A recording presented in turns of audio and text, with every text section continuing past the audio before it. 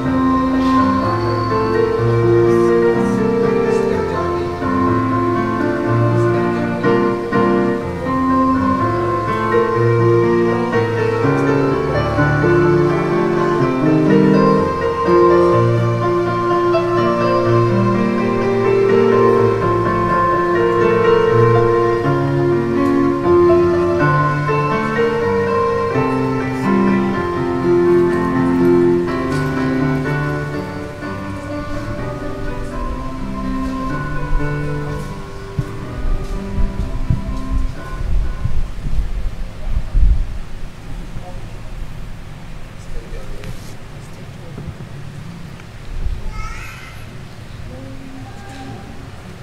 natin ating pagdiriwang sa ngalan ng Ama, ng Anak at ng Espiritu Santo. Amen. Ang biyaya ng ating Panginoong Jesucristo, ang pag-ibig ng Diyos Ama, at ang pakikipagkaisa ng Espiritu Santo naway sumainyong lahat. At sumaiyo rin. Mga kapatid, si San Antonio de Padua ay isang Franciscano na-inspire na pumasok sa pagiging Franciscano hindi sa isang attractive na pamamaraan, but he was attracted doon sa katapangan ng mga Franciscano to face death. It's because of their faith. Madalang lamang po yung mga tao na mahihikayat na pumasok sa pagiging religious because of martyrdom. But si San Antonio de Padua ay nahikayat na maging Franciscan is because of the sacrifice of the Franciscans. Kaya nga, sa misang ito, hilingin po natin ang biyaya na kahit sa kahirapan, kahit sa pag-aalay ng buhay, ay makasunod din tayo sa kagustuhan ng Diyos. At bilang paghahanda sa panalangin iaalay natin ngayon para sa ating pagnunobena sa kapistahan ni San Antonio de Padua, aminin natin ngayon at talikdan ang ating mga kasalanan. Sabay-sabay nating dasalin, inaamin ko sa mga pangyarihang Diyos at sa inyo mga kapatid, na lubha akong nagkasala sa isip, salita at sa gawa, at sa aking pagkukulang. Kaya sinasamo ko sa mahal na Birheng Maria, sa lahat ng mga anghel at mga banal, at sa inyo mga kapatid, na ako'y panalangin sa Panginoong ating Diyos. Kawaan tayo ng mga pangyarihang Diyos, patawarin tayo sa ating mga kasalanan, at patnubayan tayo sa buhay na walang hanggan. Amen.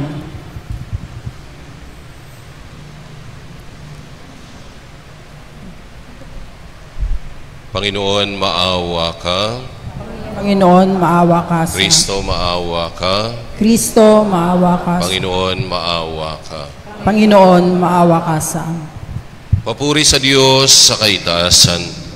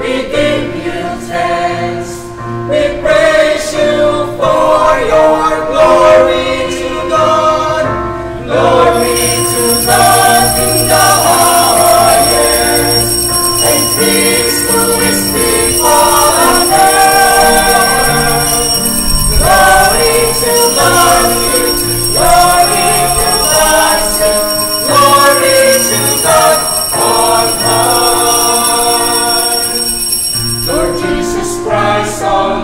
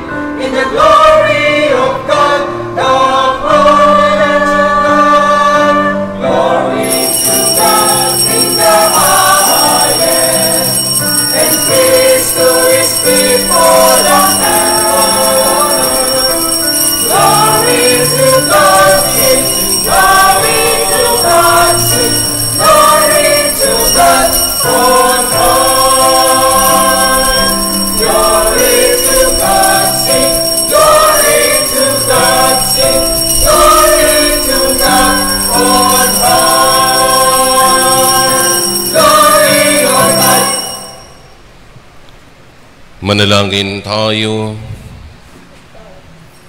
Ama naming makapangyarihan, binuksan mo para sa amin ang pinto ng kalangitan. Sa pagluluklok mo kay Kristo sa iyong kanan at sa pagdudulot ng Espiritu Santo ng kaliwanagan, pagkaloob mong sa pagsasalo namin sa iyong bigay, ang aming katapatan ay lalong madagdagan at kami sumapit sa kapupunan ng pananalig na tunay. Sa pamamagitan ni Jesucristo kasama ni Espiritu Santo, magpasawalang hanggan. Amen. Magsiupo po ang lahat.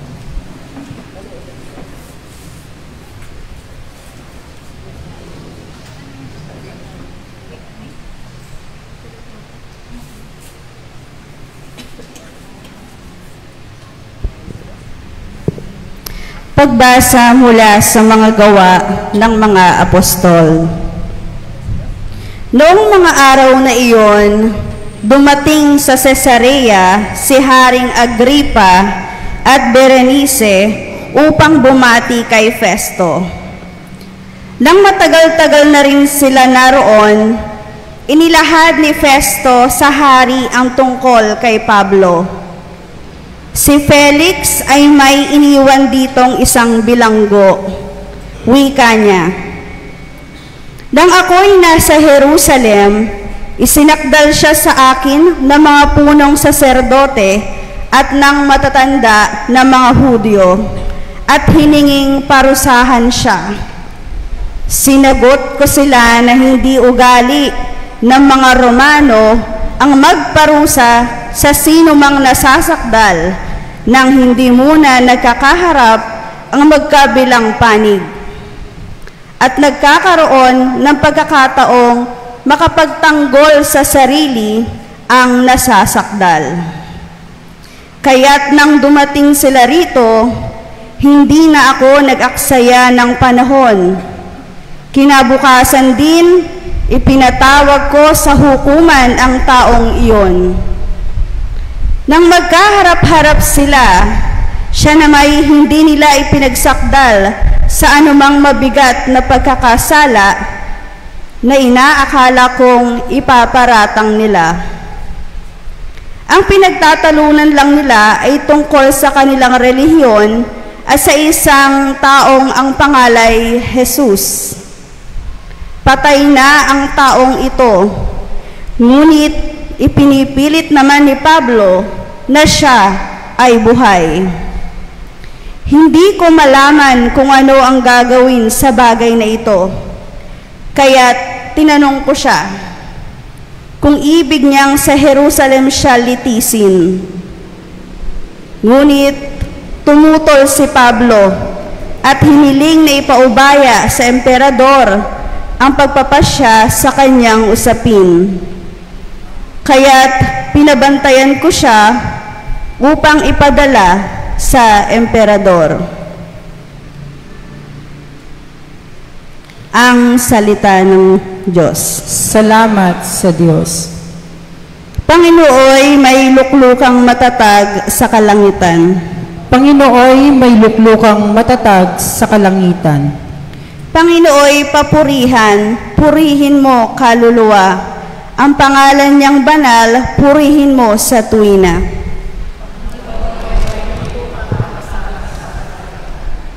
Ikaw, aking kaluluwa, ang Diyos ay papurihan, at huwag mong lilumutin yaong kanyang kabutihan. Panginooy may luklukang matatag sa kalangitan. Ang agwat ng lupa't langit, sukatin may hindi kaya. Gayon ang pag-ibig ng Diyos sa may takot sa Kanya. Ang silangan at kanluran kung gaano ang distansya. Gayon-gayon ang pagtingin sa sino mang nagkasala. Panginooy may luklukang matatag sa kalangitan. Ang poon nga ang nagtayo ng trono sa kalangitan. Mula doon, sa nilikhay makaharing walang hanggan. O purihin ninyo siya, kayong mga anghel ng Diyos, kayong mga nakikinig at sa Kanya'y sumusunod. Panginooy may luklukang matatag sa kalangitan. Magsitayo po.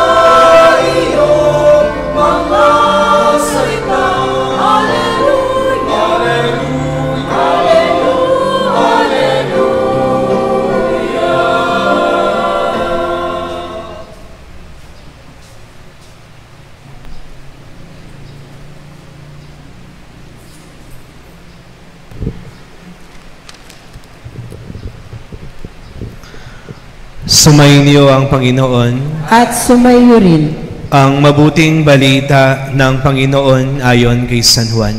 Papuri sa iyo, Panginoon.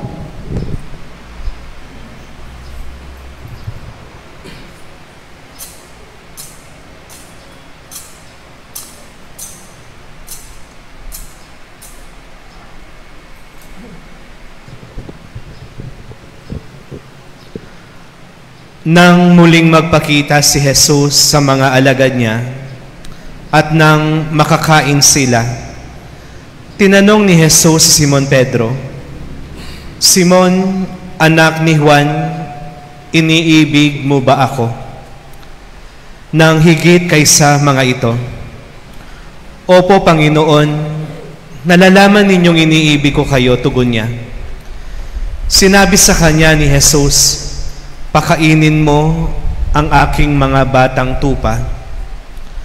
Muli siyang tinanong ni Jesus, "Simon, anak ni Juan, iniibig mo ba ako?"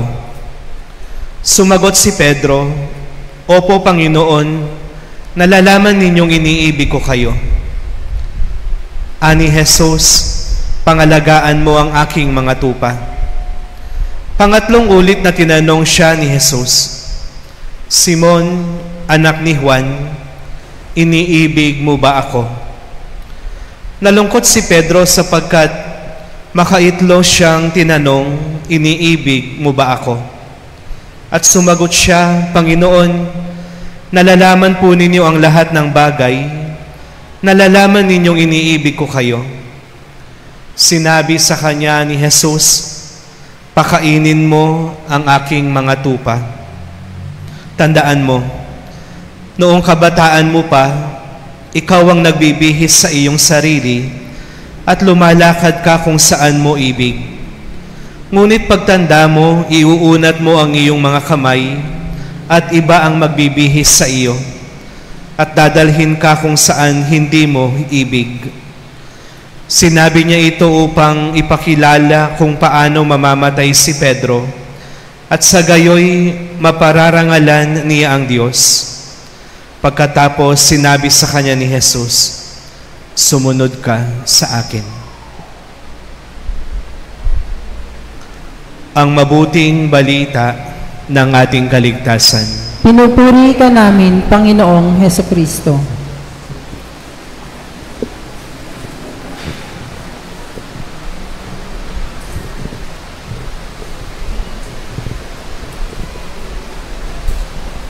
Magandang hapon po sa inyong lahat.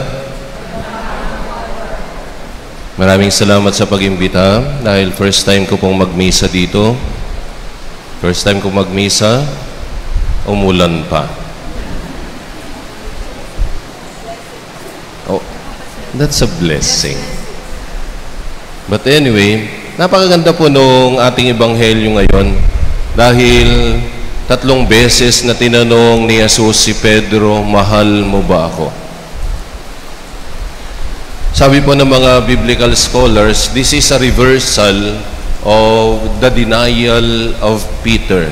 Ilang beses ba itinakwil ni Pedro si Jesus? 3 beses. Now this is, sabi po ng mga biblical scholars, this is the reversal of the denial of Peter. Kung 3 beses itinakwil ni Pedro si Jesus, ngayon naman ibinabalik ni Jesus yung 3 beses na yon.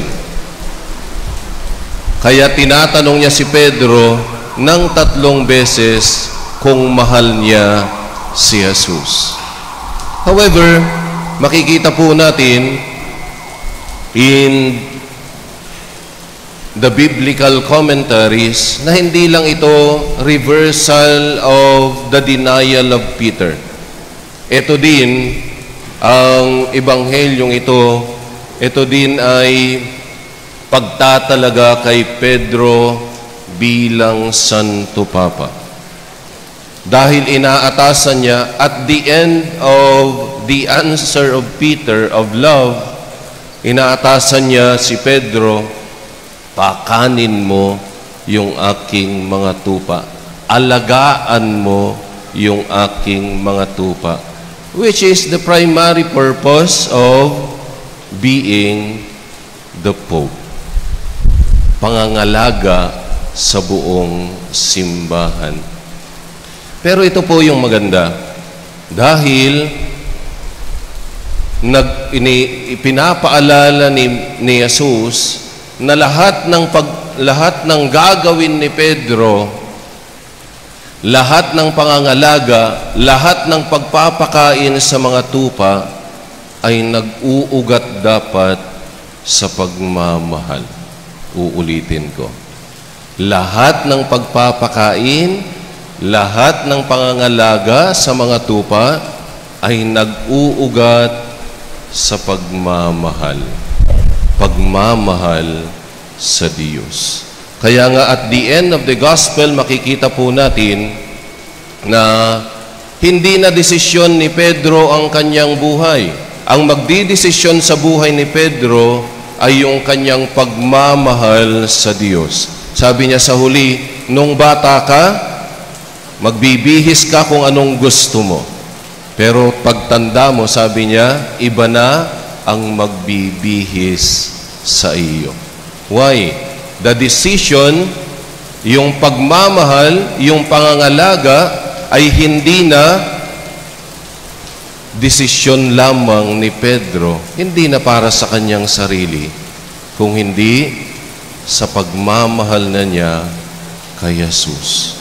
So lahat ng gagawin ni Pedro ay mag-uugat sa pagmamahal sa Diyos. Kaya nga, napakaganda pong paalala ito, na lahat ng ginagawa natin bilang mga Kristiyano ay dapat mag-ugat sa pagmamahal natin sa Diyos. Mahal ba ninyo ang Panginoon? Yun ba yung rason kung bakit kayo nagsisimba? Yun ba yung rason bakit kayo nagdarasal? Kung minsan, hindi po yun yung rason. Sasabihin natin, bakit ka nagsisimba? Kapag tinanong mo yung mga tao, bakit ka nagsisimba? May sakit kasi ako. Kailangan kong humingi ng pagpapagaling. Para kanino yung pagsisimba? Para sa atin kadalasan. Bakit po kayo nagsisimba sa Manawag? Nagsisimba po ba kayo sa Manawag? O, pumupunta pa kayo doon, napakalayo. Nagsisimba kayo sa Manawag. Bakit po kayo nagsisimba sa Manawag? May milagro doon. Kung nasaan yung milagro, doon tayo pupunta. Kaya nga kapag may nabalitaan tayong simbahan, itong simbahan na to, may milagro, hindi ba yung mga tao dumadagsa doon sa simbahan na yon? Why? They are doing that not for the love of Christ. They are doing that for themselves. Bakit? Kailangan nilang tumanggap ng pagpapala. Kailangan nilang tumanggap ng pagpapagaling. Bakit mas bubutihin mong magsimba sa Manawag at hindi ka magsisimba dito? Bakit? May milagro doon. Walang milagro dito. Nagmimilagro ba si Father J? Hindi ba? Pero sa Manawag, may milagro doon. Kaya doon, dumadagsa yung mga tao. Why? Kailangan nila yung pagpapala. Kailangan nila para sa kanilang sarili. Sometimes, our relationship with one another is just for benefits. Kapag beneficial, kapag papakinabangan natin, doon tayo. Kapag hindi wala tayong pakinabang, huwag muna tayo dito. Kaya nga kadalasan, nagsisimba tayo, nagdarasal tayo, para magbenepisyo tayo. May tatanggapin tayo kapag wala. Huwag muna tayong pumunta. Huwag muna tayong magdasal. Kaya nga yung mga tao ngayon, nagdarasal kapag may kailangan sa Diyos. Hindi nagdarasal dahil mahal nila ang Panginoon. Magkaiba po yun. Nagdarasal dahil kailangan natin ang Panginoon. Minsan may nag-invite po sa akin sa dati kong parokya. May nag-invite sa akin, pero hindi ko kakilala. Doon pa lamang siya dumating, nagsimba. At sabi niya, a month from now, Father, sabi niya, magbe-birthday ako. Matanda na siya. Sabi ng mga kabarangay nila, mayaman. Father, sabi niya, mayaman yon. Pag inimbita kang makipag-birthday, pumunta ka. Sabi niya, a month from now. So, sinabi niya yung date. At nung tinignan ko yung aking schedule, meron akong pupuntahan at that week. Meron akong previous schedule. Meron akong recollection. At sabi niya, pumunta ka, Father, sabi niya. Marami akong kaibigang pari na pupunta. Kaya nung sinabi niya sa akin ulit, sabi ko, hindi po ako makakarating. Meron akong previous commitment.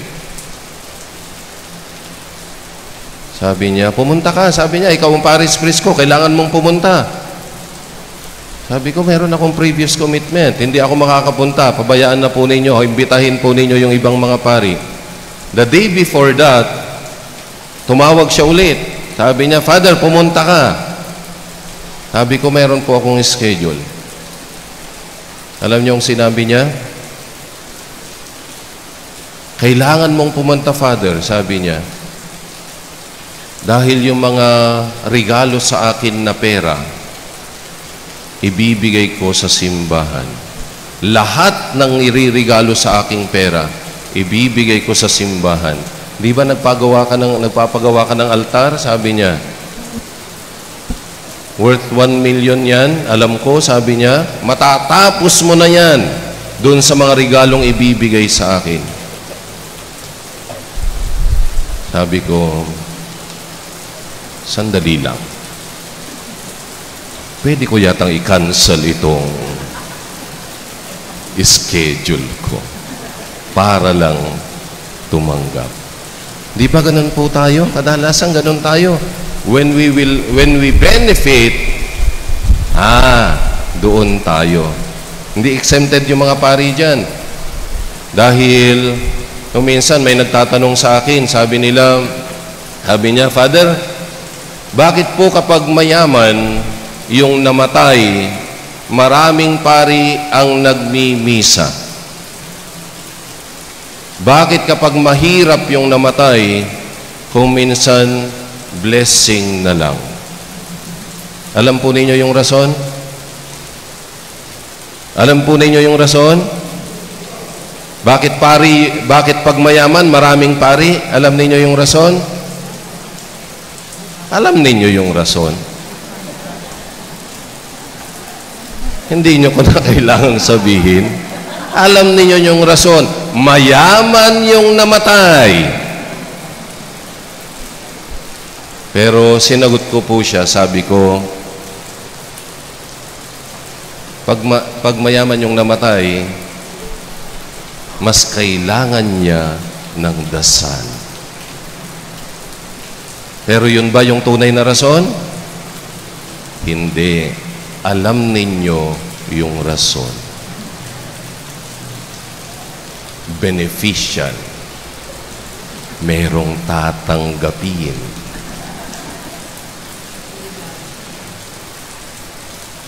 Merong ibibigay. Pag mahirap yung namatay, may binibigay ba? Wala. Nung pong seminarista ako, galing po ako sa mahirap na pamilya na naulila po ako sa tatay when I was 7 years old. At nung pumasok ako ng seminaryo, wala akong pambayad. Ang dating nagbabayad sa gastusin sa seminaryo ay dati kong parish priest. When I was second year in college, namatay yung aking parish priest na nagbabayad. Maghahanap ako ngayon ng benefactor. Sabi nung isang kamag-anak ko, brother, sabi niya, puntahan mo itong pamilyang ito, kamag-anak natin yan. May kaya sila. So pinuntahan ko. Alam niyo ang pagkadating ko doon, when I was asking them for help, sabi niya sa akin, marami akong gastusin ngayon, sabi niya, at saka hindi tayo magkamag-anak. O sige po, sabi ko. So naghanap po ako ng iba. Alam niyo nung nagpari ako, nung naordinahan na akong pari, yung taong yun, nang nagsasabing hindi ko siya kamag-anak, nandun siya sa harapan. At pagkatapos ng ordination, nauna siya sa pila. At sabi niya, Father, sabi niya, natatandaan mo ako? Sabi niya, kamag-anak mo ako. Mag-picture tayo. Why? Bakit nung seminarista ako, hindi niya ako tutulungan? Bakit nung nagpare ako, nakikipagkamag-anak? Bakit? Beneficial. May tatanggapin. Meron na siyang makukuha. Is that how you do things? Ganun ba? Ganun ba yung pakikipag-ugnayan natin sa ibang tao?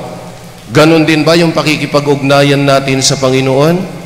Na malapit tayo, lumalapit tayo, it's because it's beneficial for us. Kadalasan ganun yung nangyayari sa atin. Kaya nga, hindi na nagiging malalim yung ating pananampalataya. Basta may tatanggapin, okay yan.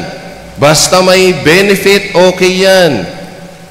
Pero look at what the Lord is saying in the gospel today. The reason for us to do anything, especially as Christians, even in prayer, is to do it out of love.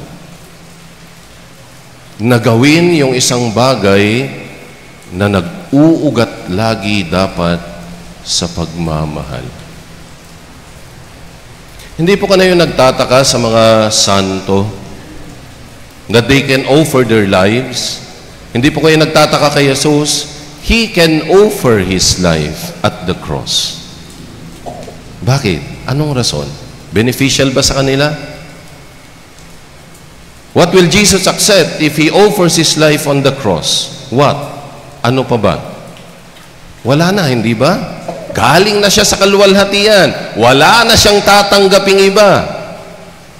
Why did He do?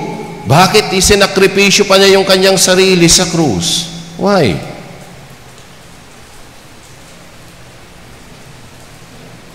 It's because of His love. This love. Kanina, sa umpisa pa lang ng misa, si San Antonio de Padua is from a wealthy family. Alam ba ninyo yon? Mayaman si San Antonio de Padua. Pakitaas po yung kamay ng mga mayayaman. Minsan ayaw nating aminin. Nagtaas ba ng kamay si Father J? Pakitaas yung kamay ng mga mayayaman. O ayaw umamin. Pero, alam nyo si San Antonio de Padua, he is from a noble family. Pag sinabing noble family in his time, mayaman po yan. Pero he was inspired na pumasok ng Franciscan order. It's because of the Franciscans sacrificing themselves for the faith. Yung na-inspire siya dahil doon sa sakripisyo ng ibang mga tao. Kaya nga, iniwan po niya yung kayamanan. Iniwan po niya yung karangyaan. Para makisama doon sa mga nagsasakripisyo, naghihirap. Kaya ako pa tinatanong kung sinong mayaman sa inyo. Kung mayaman po kayo, kaya ba ninyong iwan yung inyong kayamanan?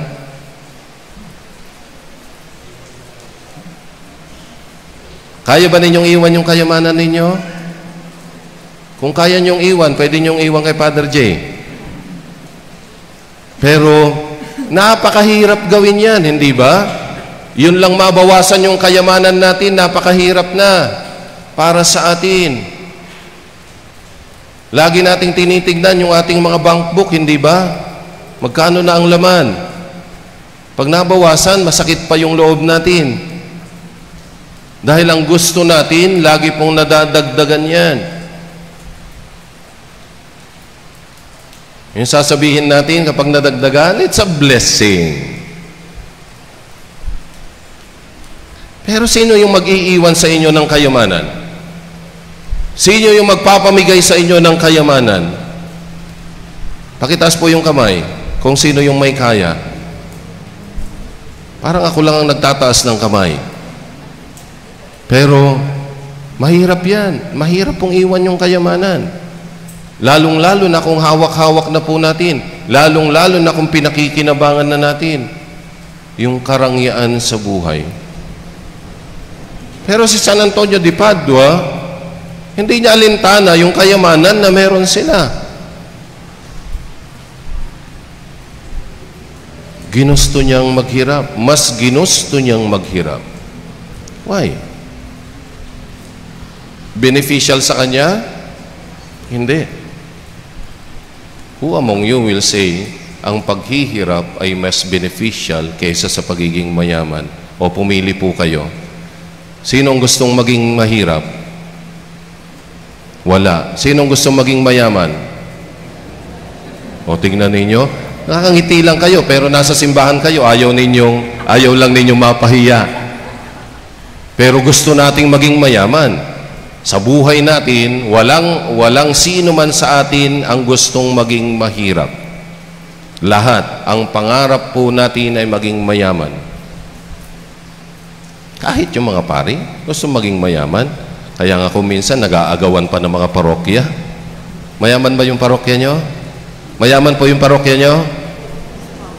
O, kung mayaman yung parokya nyo, dito na lang ako. Pero, wala sa atin ang gustong maging mahirap. Pero bakit, magtataka po kayo, why will San Antonio de Padua choose to sacrifice to as Franciscans, poor Franciscans? Dahil inumpasahan yan ni San Francisco. Si San Francisco mismo na mamalimos. Why? Bakit mas gugustuhin ni San Antonio de Padua ang mas mahirap na buhay kaysa sa marangyang buhay? Why? Nasa Ebanghelyo. It is His love for the Lord. Dahil alam po ninyo, mas magaan dalhin ang buhay even with sacrifice, even in the face of death, kapag punong-puno po tayo ng pagmamahal. Gusto ninyo maging mas masaya sa buhay? Wala po sa kayamanan yan. Wala sa tinatanggap po natin. Kundi yung naibibigay natin para sa iba. At paano natin magagawa yan? kung punong-puno tayo ng pagmamahal. Kaya nga po napakaganda if we do things out of love. Bakit? Dahil kahit wala tayong tatanggapin, pwede nating ipakita yung pagmamahal natin sa Diyos. Pwede nating ipakita at iparamdam yung pagmamahal natin sa ating kapwa. It is there that we will experience the real presence of God. Kaya nga si San Antonio de Padua, iniwan niya yung kayamanan. Wala po sa kayamanan yung kaligayahan po niya. Wala po sa karangyaan yung kaligayahan ni San Antonio de Padua. Nasa pagmamahal po niya sa Diyos. Which is our own vocation too. Ito din yung bukasyon natin sa buhay. Yung magmahal, yung mahalin natin ang Diyos. Do things out of love. Susunod po ang lahat. Magiging masaya tayo. Magiging masaya kayo. Mananatili ang presensya ng Diyos. At yung biyaya ay siguradong mapapas sa inyo. Ask for the grace, for the help of San Antonio de Padua to live not in wealth, just in wealth. Maganda pong magpayaman, pero hindi lang tayo mabubuhay sa kayamanan. Pero sa pagmamahal ng Diyos, gaya ni San Antonio. Sa pagmamahal natin sa Panginoon, gaya ni San Antonio. Ngalan ng Ama, ng Anak, ng Espiritu Santo.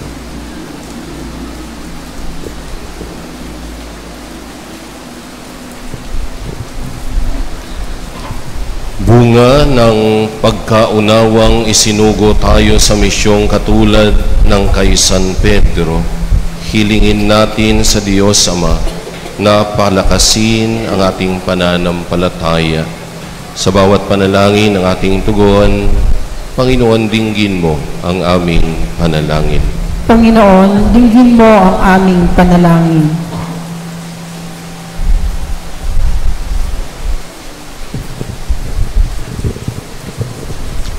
Ang Santo Papa at lahat ng may katungkulan sa simbahan naway gabayan ng banal na Espiritu.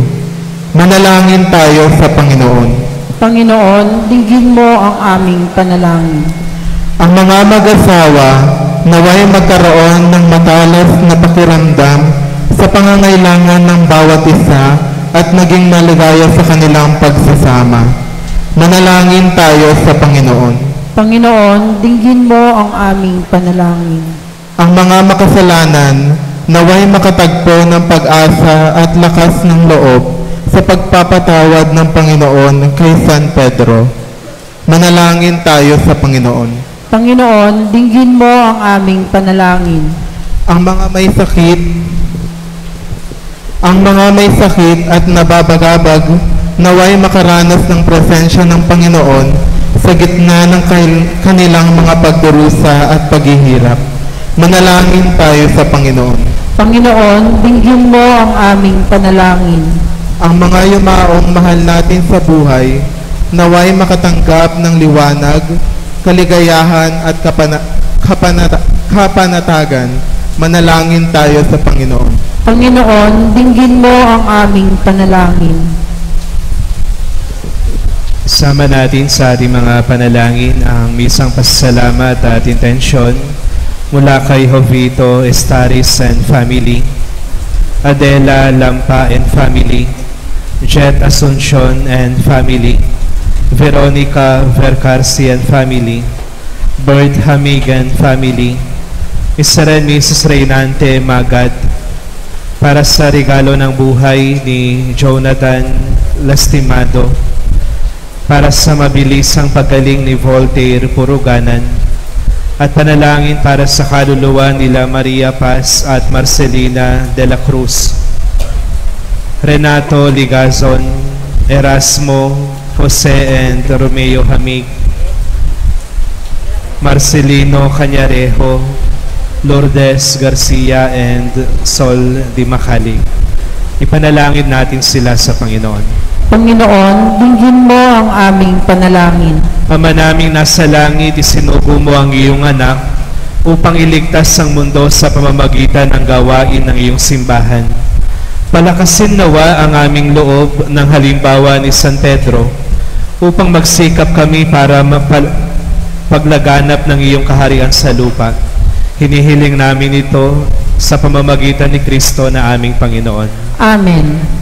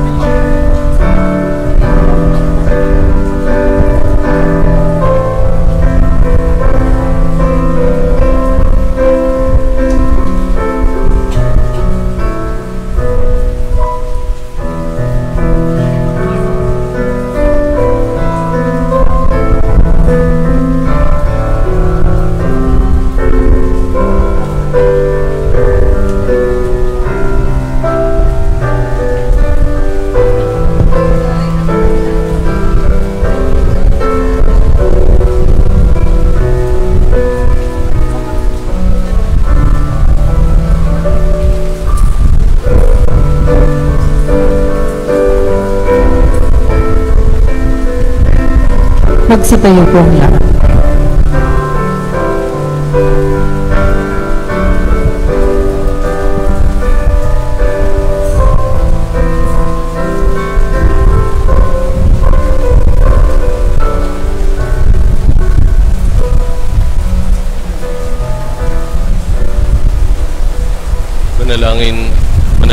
Kay mga kapatid, ang maning paghahain ay kalugdan ng Diyos sa mga pangyarihan sa lahat. Tanggapin nawa ng Panginoon itong paghahain sa iyong mga kamay, sa kapurihan niya at karangalan sa ating kapakinabangan at sa buong sambayanan niyang banal. Ama naming lumikha, tunghayan mo ang paghahain ng iyong sambayanan upang pakundangan sa iyong kinalulugdang mga alay. Ang aming kalooban ay gawing dalisay. Sa pagdating ng Espiritong Banal, sa pamamagitan ni Jesucristo kasama ng Espiritu Santo, magpasawalang hanggan. Amen. Sumainyo ang Panginoon At sumayo rin. sa Diyos ang inyong puso at diwa. Itinaas na namin sa Panginoon. Pasalamatan natin ang Panginoong ating Diyos. Marapat na siya'y pasalamatan. Ama naming mga pangyarihan, tunay ang marapat na ikaw ay aming pasalamatan ngayong ipinagdiriwang ang paghahain ng Mesiyas, ang maamong tupa na tumbos sa aming lahat. Ang katawan ng anak mong sa krus na bayubay ay handog na pag-ibig na walang kapantay. Ito ang paghahaing ganap mong kinalugdan, itong nilunggati ng dating pag-aalay. Ang buong sarili ng anak mong si Jesus ay nihain sa iyo upang kami matubos. Siyang damban at paring naghahandog, siya pa rin ang tupang handog na ibinukod. Kaya kaysa namang anghel na nagsisiyawit ng papuri sa iyo, nang walang humpay sa kalangitan, kami nagbubunyi sa iyong kadakilaan.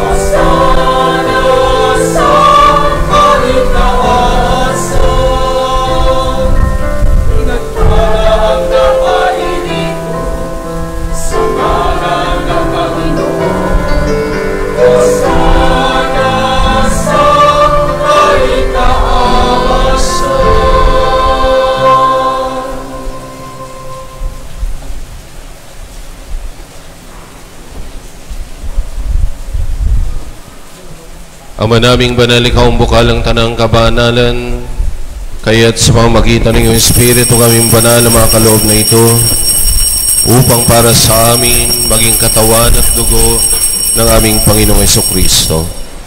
Bago niya pinagtiis ang kusang loob na maging handog, ginawa kanyang tinapay, pinasalamatan kanya, pinaghati-hati niya iyon.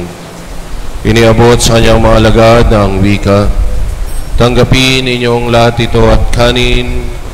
Ito ang aking katawan na inihahandog ng dahil sa inyo.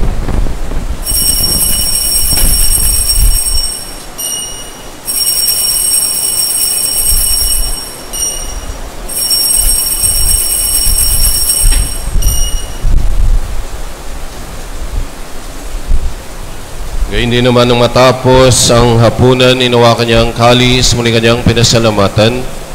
Iniabot niya ang kalis sa kanyang mga alagad na ang wika, tanggapin ninyong lahat ito at inumin itong kalis ng aking dugo ng bago at ng walang hanggang tipan. Ang aking dugo na ibubuhos para sa inyo at para sa lahat sa kapagpapatawad ng mga kasalanan. Gawin ninyo ito bilang pag-alaala sa akin.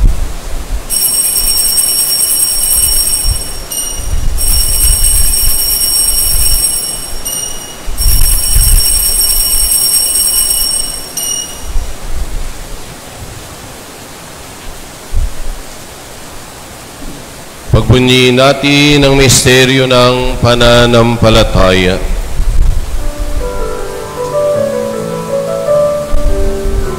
Si Kristo ay ngunit dahil sarili bilang pagkaibig pinagsasaluhan natin sa siya'y dumating hanggang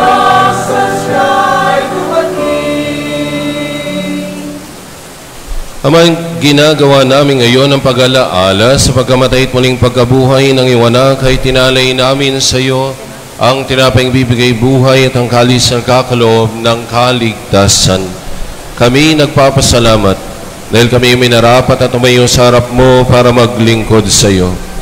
Isinasamo namin ang magsalo-salo sa katawan at dugo ni Kristo ay mabuklod sa pagkakaisa sa pamamagitan ng Espiritu Santo. Amalingapin mo ang iyong simbahang laganap sa buong daigdig. Puspusin mo kami sa pag-ibig kaisa, ni Leon na aming Santo Papa, ni Roberto na aming Obispo at ang Tanang Kaparian. Alalahanin mo rin ang mga kapatid naming nahimlay nang may pag-asang sila'y muling mabubuhay, gayon din ang lahat ng mga pumanaw. Kaawaan mo sila at patuloyin sa iyong kaliwanagan. Kaawaan mo at pagindapatin kaming lahat na makasalo sa iyong buhay na walang wakas, kaisa ng mahal na Birheng Maria na Ina ng Diyos, kaisa ni San Jose na kanyang esposo, kaisa ng mga apostol at lahat ng mga banal na namuhay dito sa daigdig ng kalugod-lugod sa iyo. Maipagdiwang nawa namin ang pagpupuri sa ikararangal mo sa pamamagitan ng iyong anak na aming Panginoong Jesucristo.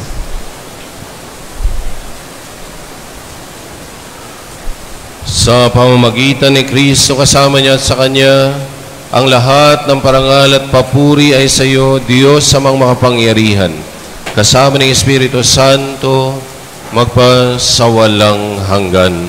Amen. Sa tagupili ng mga nakagagaling na utos at turo ni Jesus sa Panginoon natin at Diyos, ihayag natin ng lakas loob.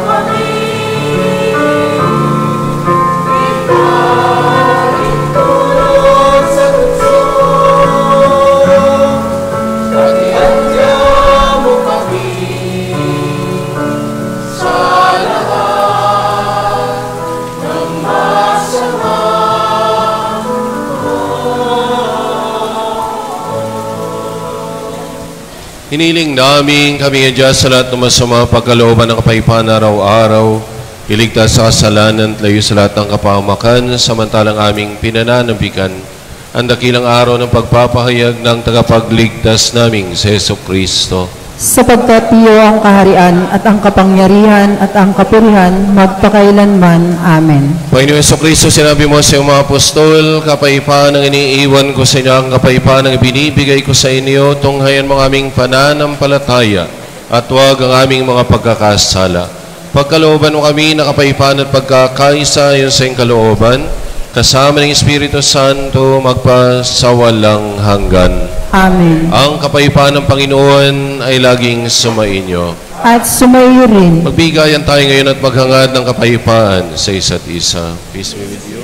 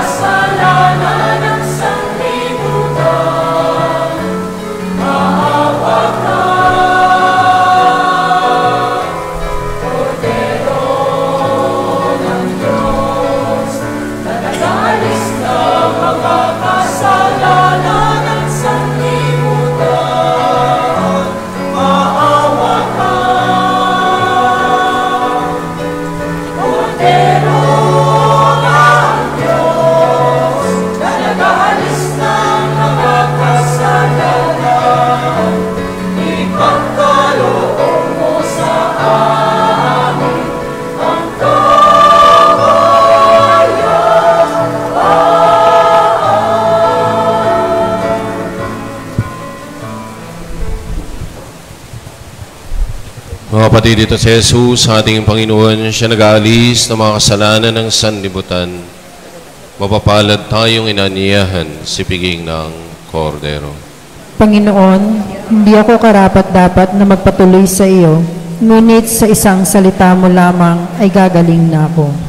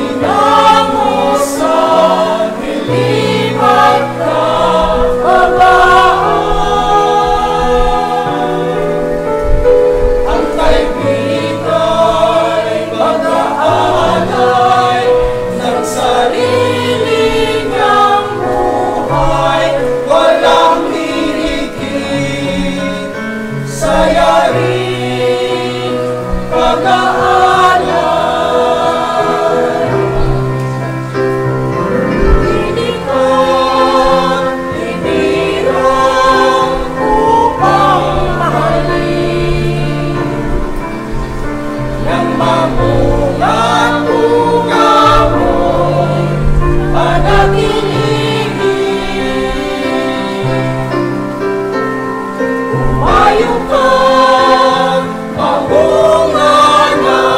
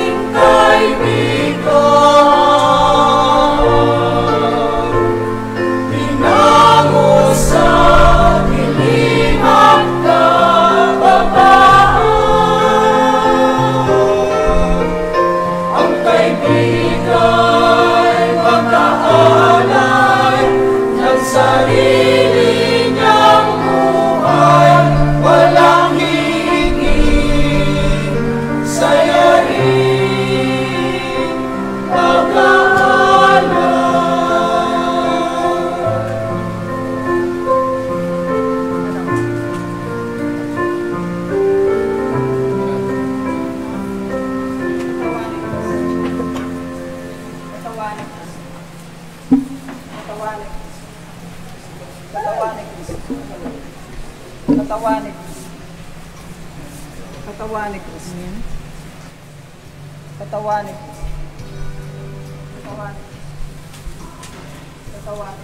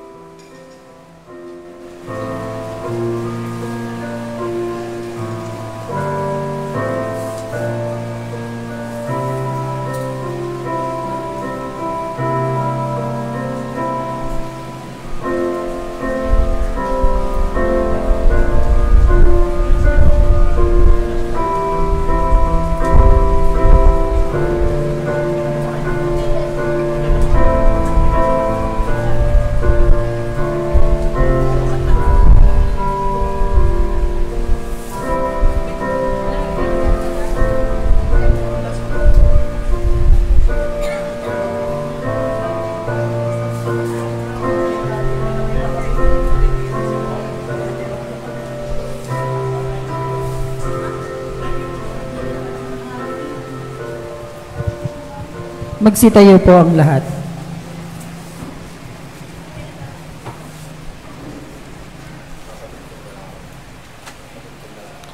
Manalangin tayo.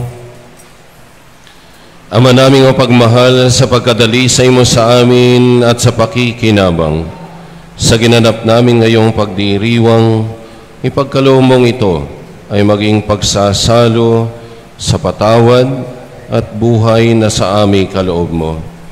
Sa pamamagitan ni Jesucristo kasama ng Espiritu Santo, magpasawalang hanggan. Amen.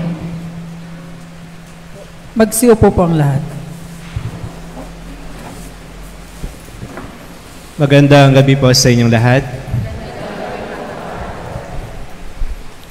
Sa ikatlong araw po ng ating pagnonobinaryo para sa ating mahal na patron, pinapasalamatan ko po sa ngalan ng ating Parish Pastoral Council na pinangungunahan po ni Brother Oliver Escalona, ang Barangay Guevara na ating barangay in charge ngayon.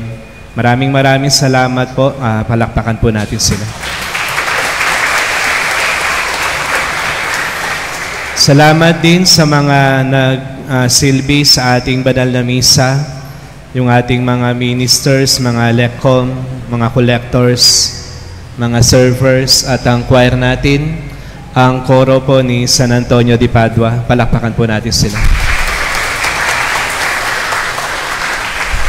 Yung atin din po palang SOCOM na tatatlo sila, palakpakan din natin sila. Ang nagmisa po natin ngayon, dati ko po siyang teacher sa seminaryo. Yung subject po na tinuturo niya noon, English.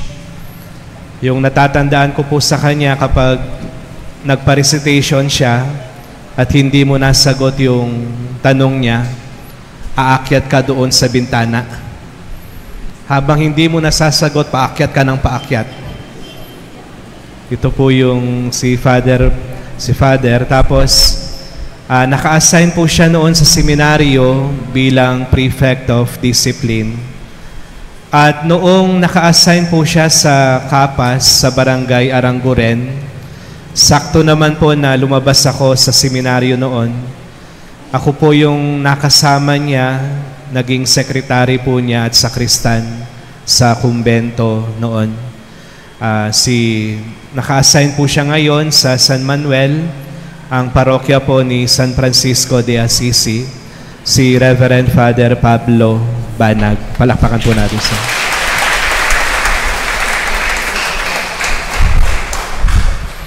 Nagtanong ka kanina mo kung sinong mayaman. Magtataas na sana ako ng kamay. Isa na lang po ang kulang, mayaman na ako. Tanong po ninyo ano? Pera.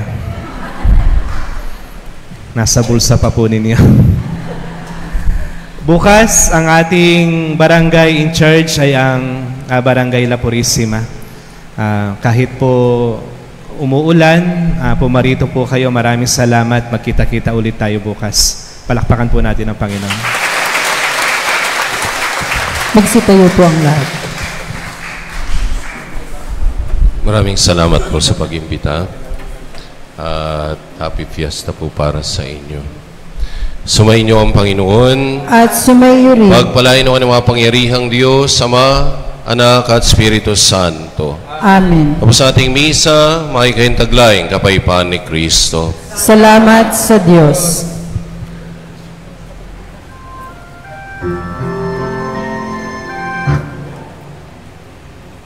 Bluetooth mode. Connected. Okay na sana eh. We sing this